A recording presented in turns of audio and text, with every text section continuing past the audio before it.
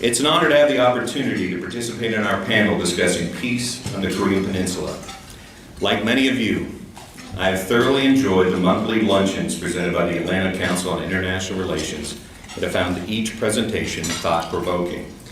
Our goal today, with the assistance of our two distinguished panelists, is to leave you with a better understanding of the importance of the ROK-US alliance, the steps forward to further enhance that alliance, and our role the alliance plays in our regional security. Immediately following the formal questions, we will have a Q&A session for our attendees, something, as I've seen many times, each of you enjoy.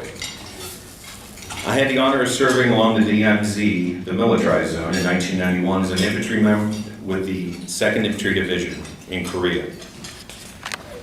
Our camp was located north of the Imjin River and provided an eye-opening experience with near constant propaganda music, extreme weather conditions, and the responsibility of operating inside the DMZ.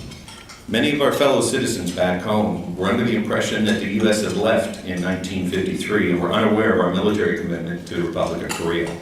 Nothing could be further than the truth. My service on the Korean Peninsula introduced me to the operational aspects of the ROK-US alliance. Within every team and squad in our battalion, we serve side by side with our Korean partners. Our two militaries have served together in defense of the peninsula during the Korean War and in the 7 decades since. The veterans of the Korean War fought communism and preserved the very existence of the Republic of Korea. And the 3.3 million Korea defense veterans have provided the necessary security to allow the Republic of Korea to rebuild their nation in one of the strongest economies in the world. You will often hear kachi kachida when our military partnership is discussed. Our two nations truly live by this motto, which translates to "we go together." We are here today to recognize the 70th anniversary of the ROK-US alliance. More importantly, we want to discuss current events on the peninsula, as well as how we can enhance our alliance moving forward. South Korea's geographic proximity places it strategically within the volatile Indo-Pacific region. I was in Seoul on 31 May when North Korea launched the space launch vehicle with military reconnaissance satellite payload. As we know, the launch failed and debris scattered off the western coast of South Korea. Just last week, North Korea launched 2 missiles that fell into the Eastern Sea. These 2 incidents remind me that the only predictable thing with the actions of North Korea is that they can be unpredictable. I would now like to introduce our 2 panelists. Each will be introduced individually and then followed by their opening presentations. Our first panelist is Colonel Steve Lee, U.S. Army retired.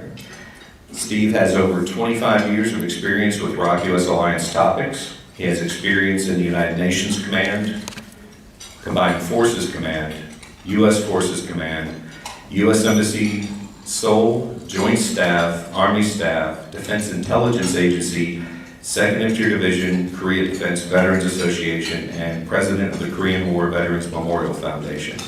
Steve was commissioned in the infantry upon graduation from the U.S. Military Academy at West Point and then received an MA in East Asian Studies from the University of Virginia and a Master's of Strategic Studies from the U.S. Army War College. He is a graduate of the ROK Army College. Please welcome Colonel Steve Lee.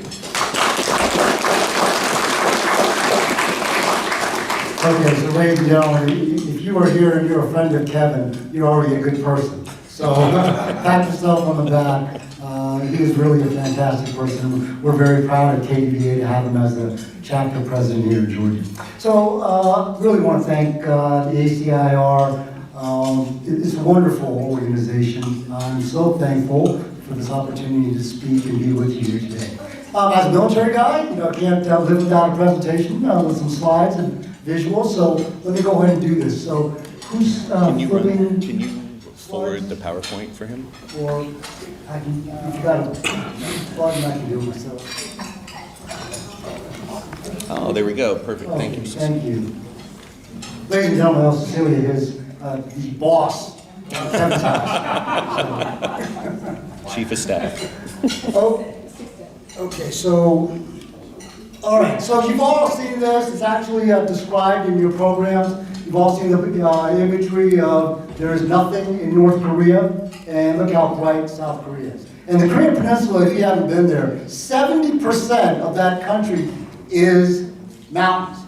So even in the mountains, South Korea is all lit up. So this graphically shows you, both in satellite imagery as well as tabular data, the great success of the US and South Korea alliance that built Korea into what it is. Statistically, on the right, you'll see Korea is a world leader in so many fields, right? And SK is here represented, as well as the big, huge Kia plant. North Korea doesn't even rank in a lot of these major categories. That's how far the disparity is, and that's because of the great Korean people as well as the Americans who have served in Korea so honorably. So, a couple of points. What is unfortunate about our current environment is, even though Korea is fantastic, we know it so well, especially with Korean culture, with K-pop and K-drama, most of the time when Americans and people around the world think about Korea is negatively because of North Korea. When do we get international news about Korea? When North Korea does something provocative. Unfortunate, but that is the realities. So what do we have to do? We as people in this room, we've got to get out there and tell people that it isn't just about North Korea. South Korea is great by itself because Americans helped make it that great. And that's why Americans should care.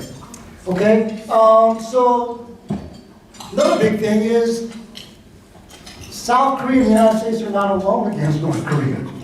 During the Korean War, 20 other countries fought with South Korea against North Korea. And guess what? 16 of those countries are still in South Korea, pledging their support to South Korea if anything happens. That's why the title of my presentation is The Continuing Commitment to Korea. It's not the United States alone. It's 16 other countries. Okay? Thank you. One other thing I want you all to consider. I know a few years ago you heard about a peace process and blah, blah, blah. That does not mean the armistice agreement or the United Nations command and these wonderful setting states have to disappear immediately. When you have a peace process, it takes time. So the United Nations command and those countries can continue to be a stabilizing force that allows two Koreas, if they choose to someday, to get into a peace process and peace treaty. Finally, I'm going to talk about this a little bit later, but wow, I'm not a political guy at all. But when this South Korean President Yoon came into office about 15 months ago, I saw an unbelievable change in his direct embrace of the alliance with the United States, as well as physically and symbolically embracing veterans and recognition of that. And you saw that clearly in the state visit. He mentioned veterans, American veterans, helping create in his state of the remarks before the joint session of Congress. I was there. It was remarkable. There were 29 standing ovations. I started counting. But 29 times the members of Congress stood up because his words resonated in that chamber. That's hard to do in such a political environment. So it has been a wonderful, and I think, again, we're in a good place right now with the alliance, and there's a lot of opportunities in the next few years to make movements that are going to help both the Koreans and Americans.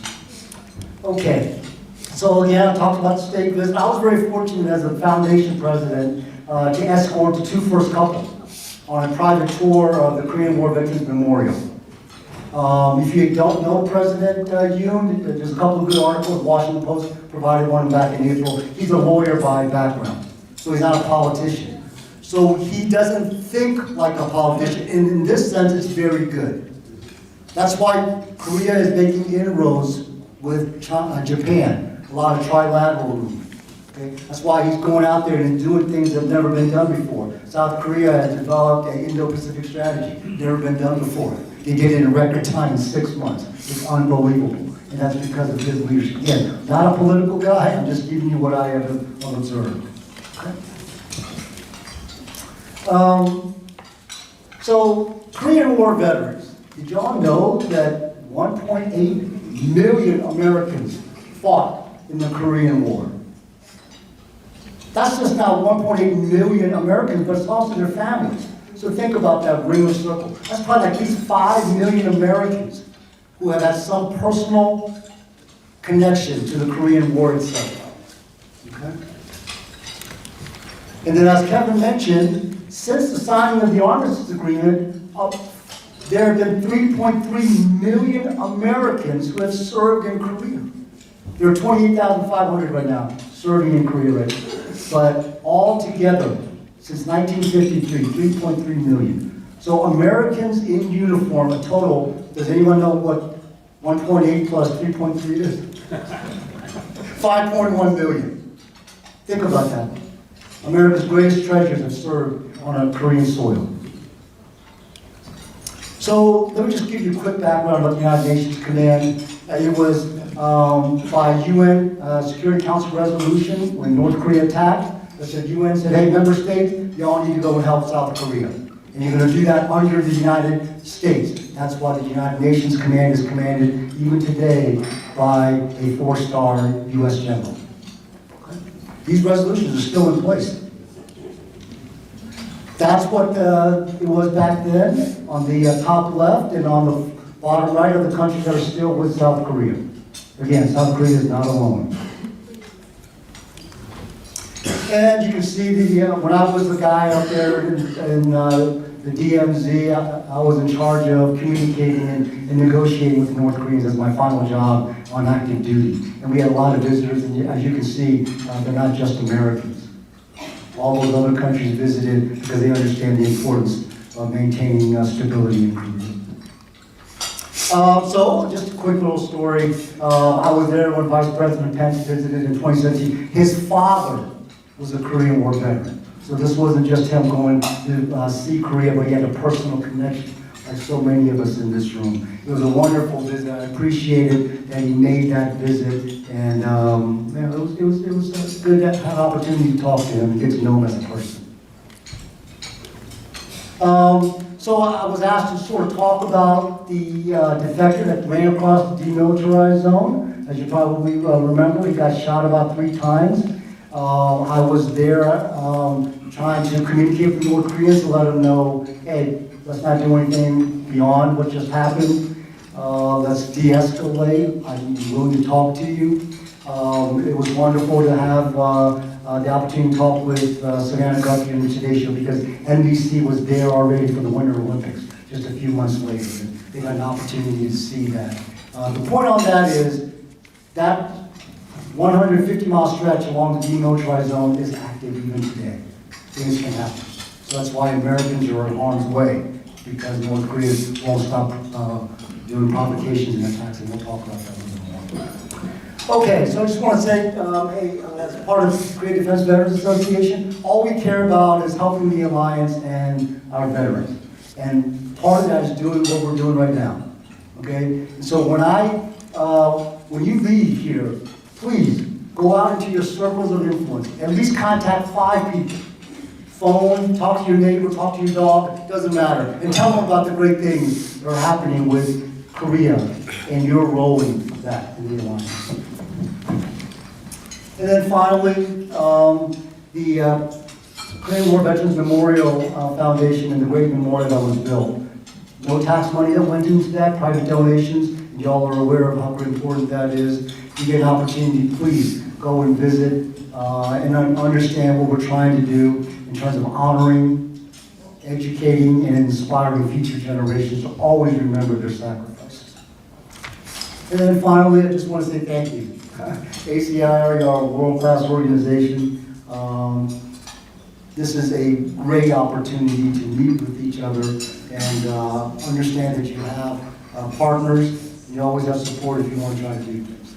So thank you.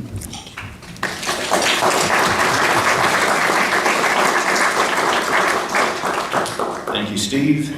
We're now honored to introduce our second panelist for this afternoon, Dr. Min Jung-hun. Dr. Min is an associate professor in the Department of American Studies at the Korean National Diplomatic Academy. He also published many articles in academic journals, including International Political Science Review, Social Science Journal, Asian Survey, Journey of International Studies, Journal of American Studies, Korean Journal of International Studies, and Mid-South Political Science Review. Before joining KNDA, he taught political science and international relations courses as assistant professor of political science at Northeastern State University in Oklahoma. He has been a policy advisor for the Ministry of Defense and Ministry of Unification of Republic of Korea. Please welcome Dr. Min. Thank you. Hello, I'm Dr. Jong Min, and I'm a faculty member at the Korea National Diplomatic Academy, which is an in-house think tank institution of the Ministry of Foreign Affairs of South Korea. I'm truly honored to participate in today's event, where we celebrate the 70th anniversary of the ROK-US alliance. I firmly believe that the South Korea-US relations will get much stronger in the next 70 years. And personally, today's event is very meaningful and special for me because I'm an UGA alumnus, and my son was born in Athens, Georgia. He was born in Athens Regional Hospital in 2006. So I feel like this great state of Georgia is my hometown in the United States. I'm so glad to have a chance to come back to my hometown in the United States. Okay, and let me start off talking about today's events, the main topic, the ROK-US alliance. As you know, the ROK-US alliance began as a military alliance through the signing of the 1953 Mutual Defense Treaty, and it was successfully operated over several decades, and then it was eventually transformed into a global comprehensive strategic alliance in the 21st century. And such a transformation reflects the South Korea's increased or improved economic and national capabilities, and United States changing strategic considerations in East Asia and the Asia Pacific. And here, the comprehensive strategic alliance means that the scope of the alliance has been beyond the Korean Peninsula and expanded to cover major issues in the Asia Pacific or the Indo-Pacific nowadays and the global community. The agendas that the alliance deals with have been also expanded to military, security, economy, technology, energy, and cultural and human exchange. And regarding the durability of the ROK-US alliance, there has been a common interest for both countries to strongly maintain the alliance in order to stably manage the security situation on the Korean Peninsula and steadily maintain U.S. leadership in the region. In addition, as the U.S.-China strategic competition has been intensified, the value and importance of South Korea, which is one of the top 10 military powers in the world, and has the world's best the manufacturing capabilities in advanced technologies such as semiconductor, large volume batteries, and green energy, digital, and bio-industry have been highlighted. So many experts now agree that South Korea and U.S. relations could be better, and they will be even stronger in the coming years.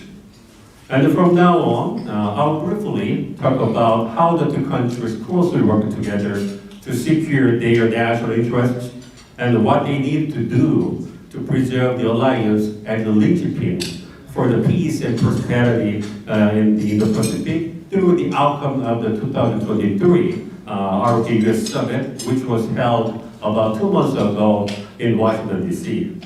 In this April, President Yoon and President Biden met in Washington to commemorate the 70th anniversary of the ROK-US alliance.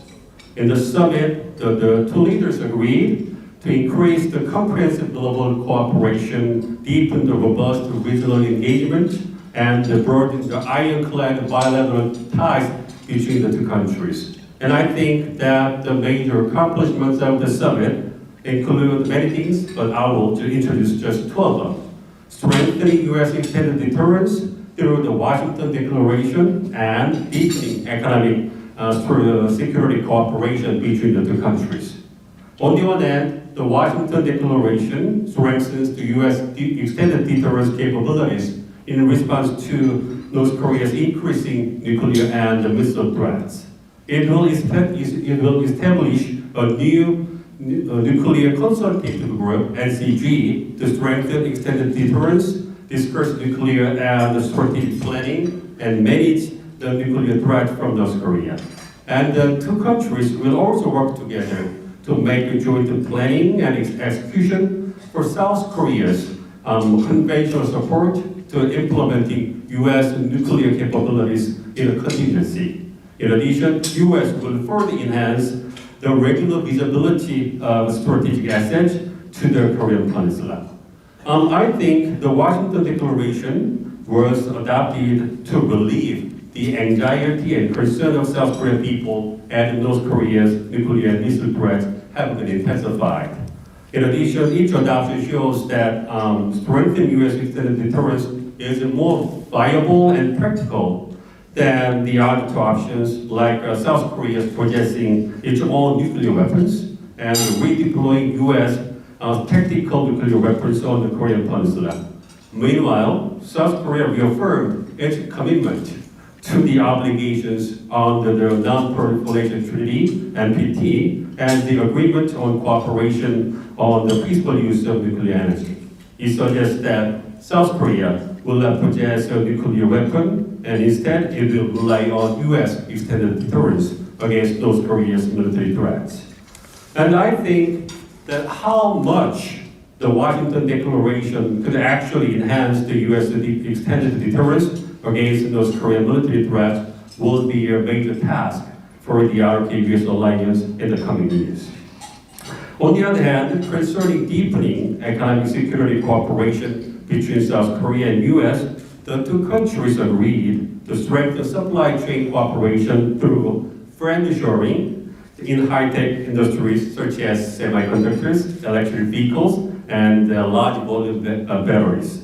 As you know, advanced technologies and cutting-edge future industries, they are a country's key feature and source of future competitiveness, and they are also considered as a vital strategic asset in terms of economic security. In high-tech industries, U.S. has strengths in fundamental technologies and design, while South Korea has the world's best manufacturing capabilities. In addition, the two countries agreed to further improve the economic security by deepening and broadening cooperation on critical and emerging technologies through the establishment of a next-generation critical and emerging technologies dialogue, which will be led by their national security advisors. And this clearly shows that both countries consider building stable and resilient global supply chains and establishing global standards in advanced technologies as critical matters for the national security. And considering that U.S. is leading the attempts to build a stable and resilient global supply chains in high-tech industries, it's necessary for South Korea to actively participate in the attempts and secure its future growth engine.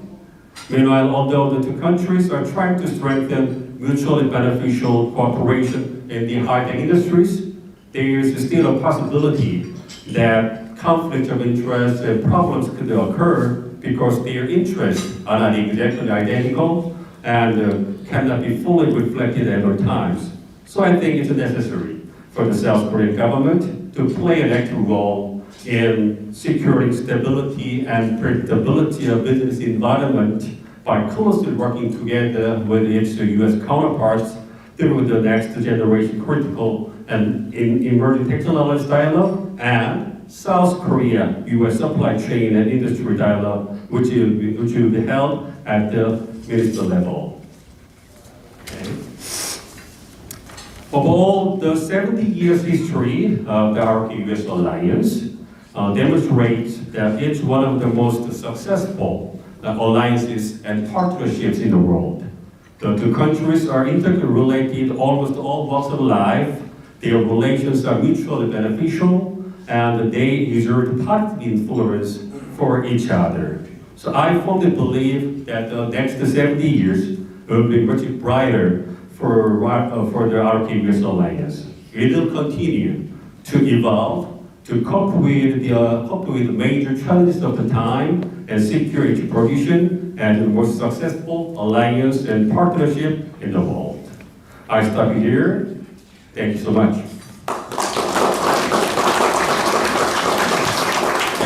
Thank you, Dr. Min.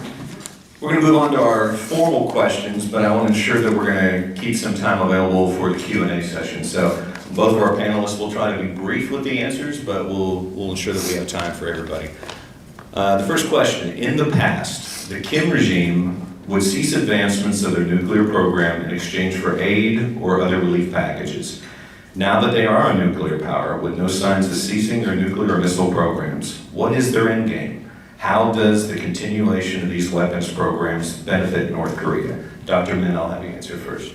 Okay, so basically I think that the final destination of the North Korea's nuclear and missile programs and development is to secure its capabilities to produce its own ICBMs with nuclear warheads that could fly and destroy targets accurately across the United States.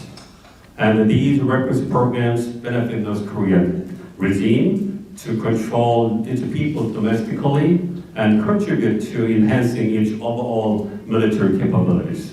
But many experts perceive that North Korea's ICBM capabilities have not been accomplished yet, and it will take some more time to get to the final destination. And personally, I think there will be some opportunities or one opportunity for diplomacy before North Korea complements its nuclear and missile programs and developments.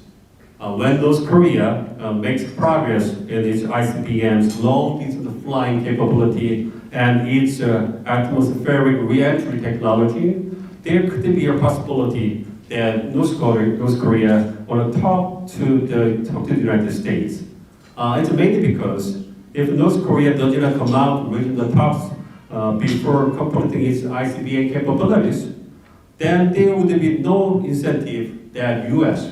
want to talk to Pyongyang over North Korea's nuclear and missile programs and developments, because it's almost over, and there's nothing left to negotiate and make a compromise on the nuclear and missile programs and development by Pyongyang. So of course, there could be a possibility that North Korea will come back to the negotiating table after completing its nuclear and ICBM capabilities. But by the time, the main agenda of the talks will be arms control, not the North Korea's denuclearization. And it would not be easy for U.S. to make a compromise with North Korea about the arms control, because U.S. governments, several governments have firmly maintained their policy orientations that they would not accept North Korea as a nuclear weapon state. So I hope that there could be a diplomatic resolution before North Korea complements its nuclear and missile programs. Very good. Thank you, Dr. Min. Colonel Lee, do you have anything to add? So the question was, what is their end game? And so that hasn't changed, right? Through the grandfather to father to son, Kim Jong-un, it's about regime survival, right? And so when you understand that that is ultimately their end game, how do they stay relevant? They've learned over the past 2 decades in particular, getting U.S. and South Korea's attention is through special weapons. And there's nothing more special than nuclear weapons. Why would a country that has failed in every way capture international attention and suck up so much of U.S. attention? Is because of their emphasis on nuclear capabilities, right? So, strategically, in my opinion, as long as they are continue to allow to develop it, their nuclear capability as well as their missile carrying capability, time is on their side. So this is why I think it's a rare opportunity that we have a alignment among the U.S. and the South Korean governments in the next couple of years to try to make serious headway. And one of those first steps was the Nuclear Consultative Group. For the first time, our two governments are talking about seriously all nuclear deterrent options. And that's good. Okay? I know some people go, hey, we shouldn't be talking about bringing nuclear weapons to the Korean Peninsula. What's wrong with talking about it? All it's gonna do is gonna raise North Korea's attention too and go, hey, they're actually seriously talking about this, but they actually have a group called the Nuclear Consultative Group. So in my opinion, it's okay. We should not limit ourselves. That doesn't mean we're gonna do that, but I'm just saying, let's look at all options and do this right, so that we can seriously try to limit what North Korea is continuing to do, and that is continuing to develop their capabilities. Thanks, Kevin. Thank you, Colonel Lee. Next question. This year will mark the 70th anniversary of the ROK-US alliance. In 1953, the peninsula was in ruins, and the alliance began with a security and aid-concentric agreement. Throughout these 7 decades, the alliance has grown to include military operations, economic advancements, and other benefits to each nation. How can we best grow and enhance the alliance moving forward? Briefly, Colonel Lee. Okay, so I believe in the power of words backed up by action.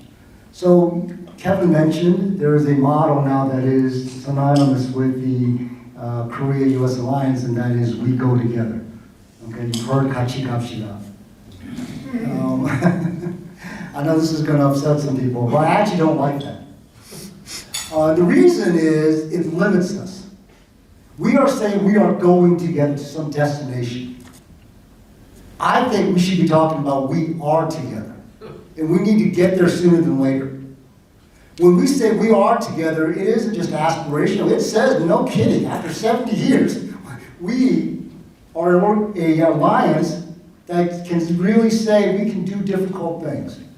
Because we are together. We're not just aspirationally going to just go together.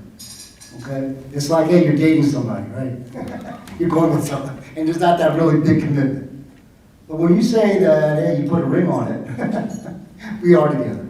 So I think that's one of the major things that we've got to change in order to move the alliance for the next 70 years. And Dr. Min was very good in summarizing the great state visit and the great outcomes of the Washington Declaration and how the alliance is moving forward in all facets of military, economics, technology. So again, I think that's, in my opinion, the biggest thing we've got to do is make sure that we have the narrative straight. Perfect. Thanks, Colonel Lee. Dr. Min, could you briefly answer the same question, please? Yes, and as I mentioned during the presentation, the ROK-US alliance began as a military alliance and the very successful function over several decades, and finally, eventually, it was transformed into a comprehensive strategic alliance in the 21st century. And I think that the alliance is being developed into a global, comprehensive strategic alliance, and it is trying to take more active roles and responsibilities on the Korean Peninsula and the Indo-Pacific. So it is expected that bilaterally, the two countries, South Korea and the US, will strengthen their cooperation about traditional and non-traditional security matters, economic and technological cooperation, and cultural and human exchange. And multilaterally, the two countries will play a leading role in working together with other major regional countries like Japan, India, Australia, ASEAN, and European countries about the multilateral security and economic and technological cooperations. There are lots of various things to do by both South Korea and US based on the ROK-US alliance. Thank you, Dr. Min. And I'm going to pivot now to our question and answer phase, and I'm going to turn it over to Tony Kuzokoli, who's going to run our Q&A. Thank you, Kevin. We appreciate you and the panelists' perspectives that you brought. We are going to open up this to question and answer from all of you. Mr. Joseph, if you'd be good enough to help me, be looking for those who are wishing to ask a question. I'm going to alternate between both sides of the room to be as fair as possible. And so we're open to the first question for the panelists. And if you have a specific panelist, you might mention their name so that they can address your question.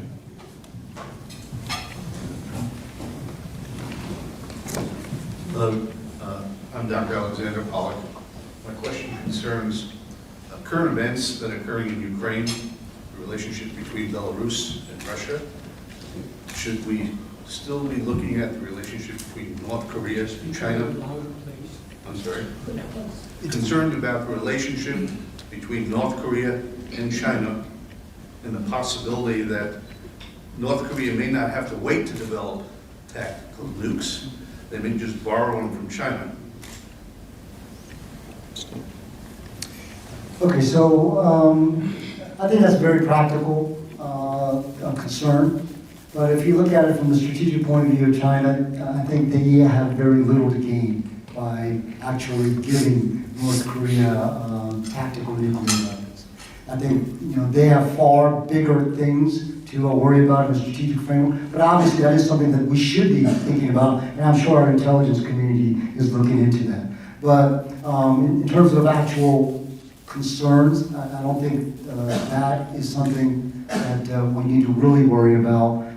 Again, the more concern is just North Korea developing continuously and getting further along in their own nuclear capability and their missile capabilities. Just my thoughts.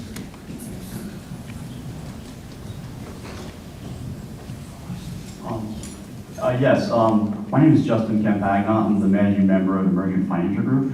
I went to school with many South Koreans and developed a very fond respect for who they were as people, their nationalism, and their fervent nationalism, sort of, I'd say South Korean exceptionalism, actually.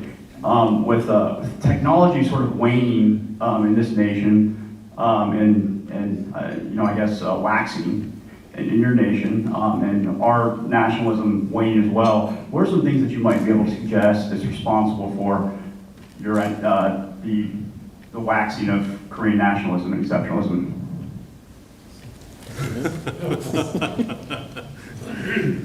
Thanks for the question, but it's the first time that I hear like the Korea, the exceptionalism, because most Koreans don't think like that, and still many Koreans think that they are living in a developed country, although many countries acknowledge that South Korea is one of the best countries in the world.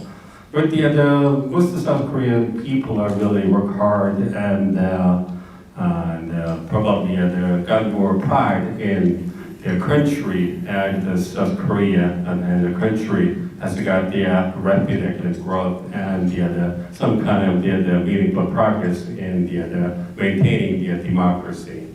And but still, it's not appropriate, in my personal opinion, appropriate to say anything like Korea, the exceptionalism. But we Koreans are working hard, and whenever we got some kind of national crisis and national events, we just gather together to try to and celebrate those things and try to work together to overcome the challenges. Probably those kind of efforts could be seen as kind of a Korean exceptionalism or the fervent nationalism, but most Koreans don't think like that. We just work hard.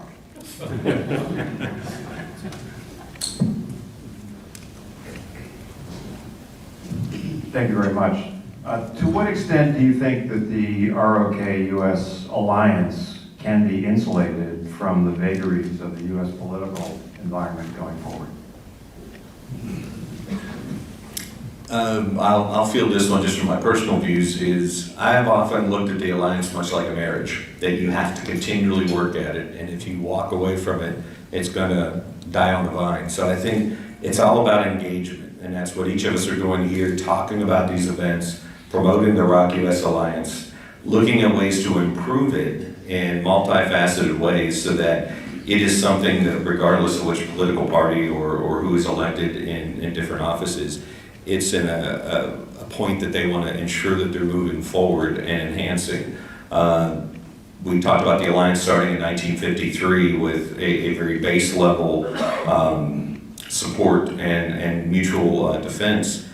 But as it's grown into what we said with cultural exchanges and with Georgia having #1 for direct Korean investment in our state, that is also part of the alliance. So I think the biggest thing that we can do to ensure that,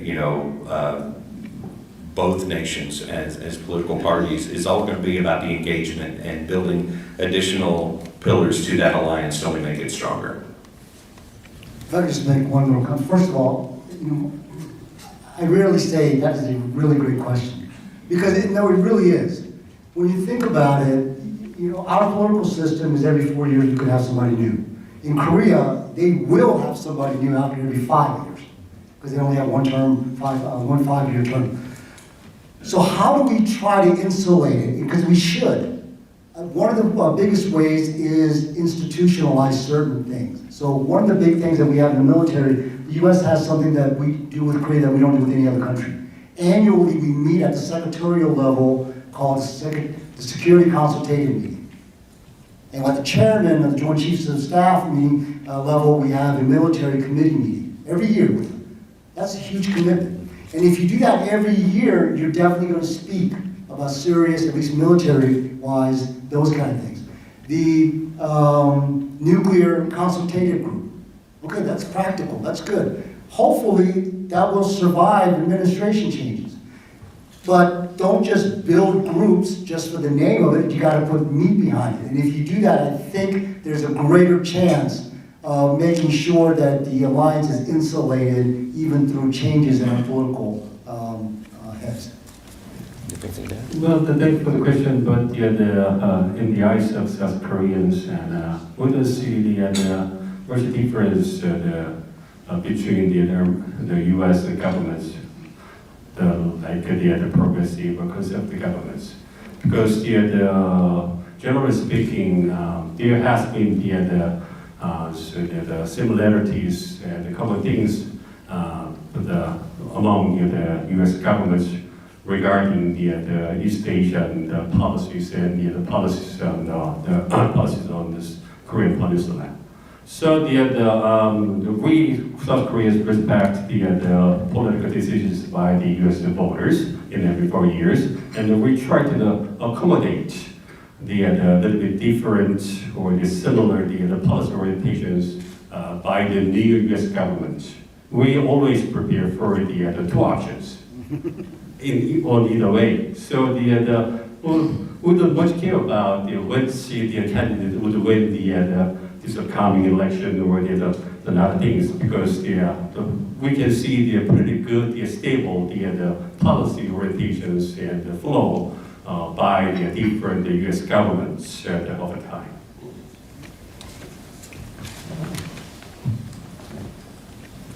Hi, I'm going to stretch a topic a little bit further, so I'm going to ask about China-Taiwan conflict, and it is actually important for the U.S.-Korea alliance.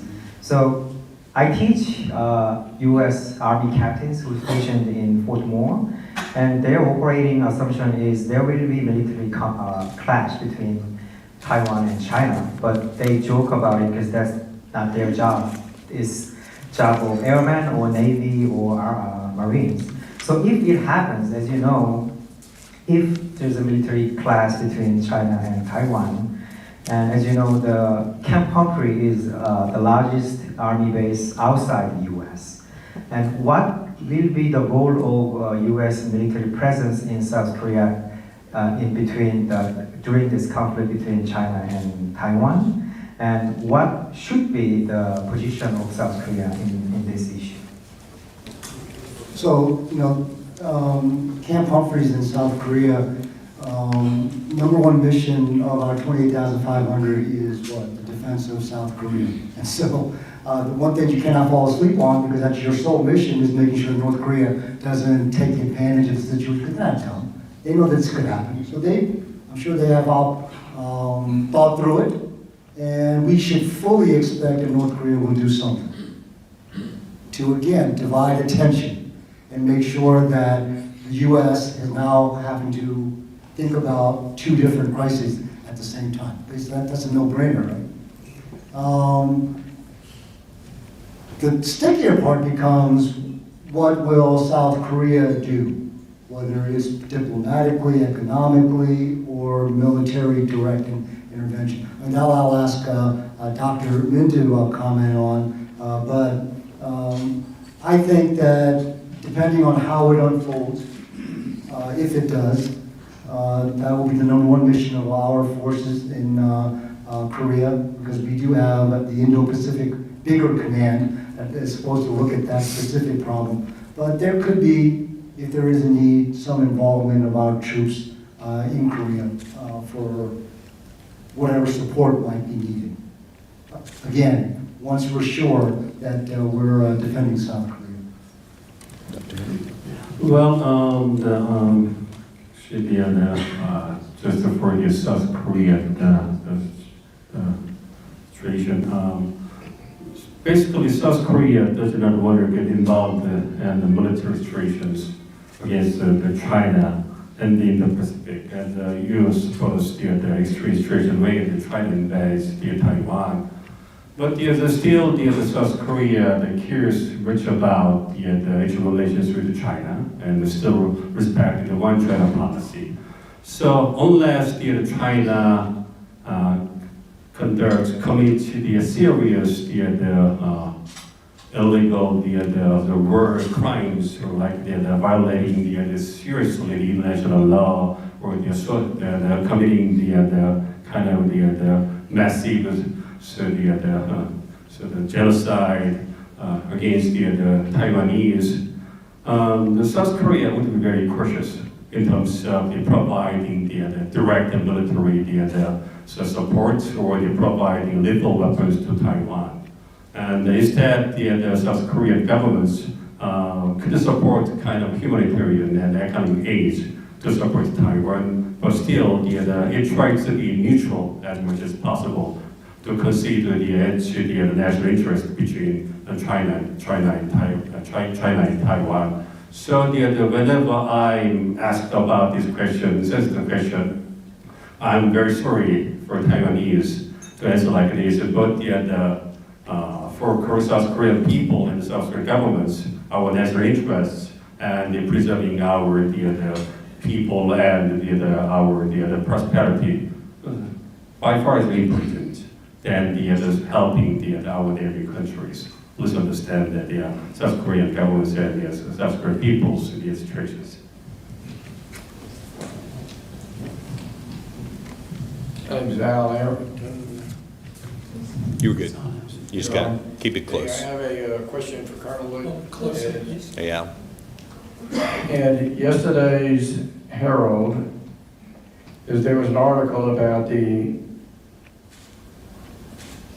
FA-50, the FA-50 jet fighter that is being produced by, I guess being designed, developed, manufactured, and sold to foreign governments, particularly, in this case, Poland, which is going to take its MiGs and send them to Ukraine. Is the manufacture of these going to be an ongoing, expanding effort for the country? I actually don't know the answer to that. My apologies. Yeah, that is something that I have not been following. I don't know if Dr. Minaz or anybody else in the room has been following that, so my apologies. Just briefly on what I know about the program is I know they've exported to the Philippines. It was a trainer, and it's turned into a fighter that's been very widely received. So I think it's something that's very interesting to look at is from a small peninsula, and I say this geographically, they have a huge manufacturing capability. Their armored vehicles from the K2 tanks to the K9 self-propelled howitzers are being deployed around the world and sold. There's interest in many different programs that are designed organically on South Korea. So when I served there, I always look at it this way, that a lot of the equipment were products of maybe a generation ago for the U.S. military that we've had them purchasing and utilizing. They're doing a lot of internal and organic weapons programs right now. So I could only imagine that's going to continue and need support as it goes around the world. Dr. Min. Yes, regarding the Ukraine war, South Korean government has got the clear principles that the South Korean government, South Korea, doesn't provide any lethal weapons to any country in the world. So the South Korea did not and does not will not send any the military weapons to help Ukraine. And we just did the expertise those wonderful weapons to just one of the NATO countries, just Poland. That's the only answer I can provide you. Thank you so much. My question would be addressed to all of the panelists, and taking into account the global geopolitical situation right now in the world, and also taking into account the increasing climatic threat that we all face right now as humanity, what would be your suggestions regarding the role of this alliance in unifying all of the humanity in terms of actually solving the situation on the global level, not just like Korea and the United States, but also trying to bring together all the best minds of humanity and solving the problems that we right now face. Thank you. Start, Steve? Okay, so I know that you're focused on climate change and matters that are beyond what we normally focus on. But I like the part that you talked about in that the alliance has a history of working together on all topics, but the human side of it. So I think that's the part that hasn't been explored that well, and I think we can. So let me just relate it really quickly to what for veterans. So the stories of veterans and what they did, it's a humanitarian story that helped save the Korean people and made American lives better. There's no doubts about that, right? So that same kind of energy and the same kind of people power, I think you're right, can be focused for the next 70 years to tackle even bigger problems like climate change. So I think that could be the overarching theme as we look to other topics like something as global and as difficult as climate change. Just my opening thoughts. And I think taking it down to a local level, if you look at the Rock-U.S. Alliance active here in Georgia with the EV program that we have for the Korean automakers and what we're doing here in the state of Georgia, the Rock-U.S. Alliance is that mechanism that sets that example. Everybody looks at alliance around the world as how best to mature and grow and enhance a relationship. So if both of us, both nations continue to push maybe the EV programs and other programs that are going to help with the global crisis, that can set the example for the rest of the nation, or rest of the world, sorry. Dr. Min. Yes, as I mentioned during the presentation, the ROK-US alliance is being transformed into a global comprehensive strategic alliance, which means that there will be more things to do by the two countries in terms of resolving the global issues like climate change and humanity and other things. But bilaterally, I think that the two countries have some limitations to work together to resolve the big issues.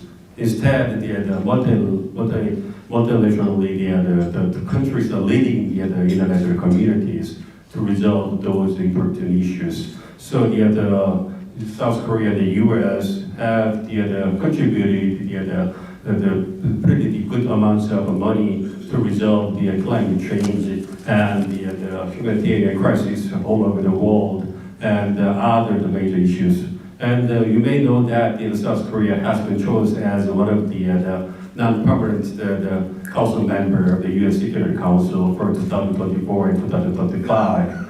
And for that kind of position, South Korea made several pledges to the international community, including the greater roles in terms of meeting the climate change and enhancing the kind of the humanitarian rights, the human rights for the minority people and the women and other things. So you can see there's some kind of the gradual progress done by the South Korea and the U.S. Within the international community members. I'm afraid that our common enemy, Father Time, wins again. That had to be the last question. I would like to now hand the mic over to Dr. Kennedy, who will give us a summary. Thank you so much. Please permit me a few brief comments before we close. First of all, I was absolutely delighted to see that we had a nice discussion about how cooperation between the United States and the Republic of Korea has continued and grows in every field possible. I also was delighted to hear that you have a growing cooperation with Japan. And as a mark of that, we have with us today Mio Maeda, the Consul General of Japan. So, welcome.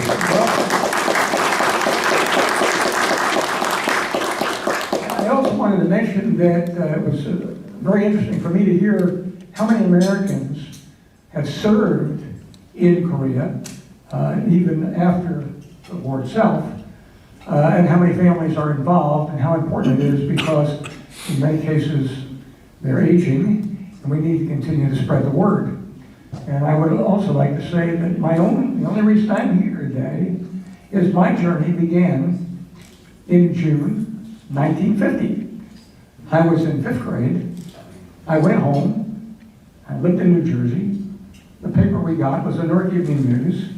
Splashed on the headlines of the North Evening News on the 25th of June 1950 was War in Korea. My school got the New York Times. So every day before I started school, I went to school early, and I read the New York Times and stayed up with everything that went on through 1953. And that had resulted in a career that wound up in the Army, the Air Force, and varying other agencies in the United States government. So it was a terrible war, but it drove me in an interesting direction. I'd also like to mention in closing, as I had in my opening remarks, that this does mark, as you know, the 70th anniversary of the U.S. ROK Alliance. That alliance, as we've seen by discussions here, has evolved into a comprehensive strategic partnership in many fields, not just in the military. And yes, indeed, it was forged on the battlefields of Korea and by common security concerns in the region. But in many ways, it has been sustained not only by a shared vision of peace, but also by an enduring friendship of people. It has been our great pleasure today to host today's program along with the Consulate and the Korean Defense Veterans Association, and to welcome again so many from the Korean community. Our two nations will continue to stand together. We will see peace on the Korean Peninsula because, as Colonel Lee has mentioned, we are together. And so in closing, I'd like to present a few gifts to the speakers today. Tony, would you help me with this? My pleasure. Please first present the book to Consul General. We usually give a tie, as you know, a tie like that. But the Consul General has already had the tie because he's spoken at our diplomatic dialogue. So, Consul General Park, thank you so much for coming today. Thank you for your comments. And we're delighted that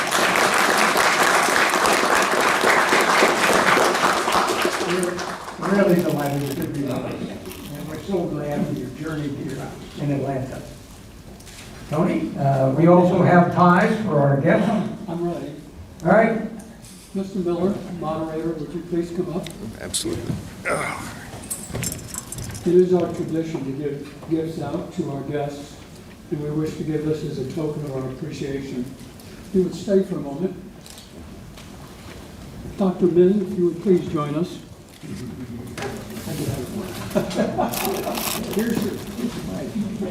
Yes, thank you. As I said, it's our tradition to give something, a small gift to each of our guests. I hope you'll take that back to the Republic of Korea and wear that from time to time, so you can say some nice things about the Americans. We appreciate that very much. Please hold for one moment. Colonel Lay, would you please join us? Again, we appreciate your time, giving us and your thoughts. If you would all join us, I would like our photographer to take a photo of you folks and Dr. Kennedy.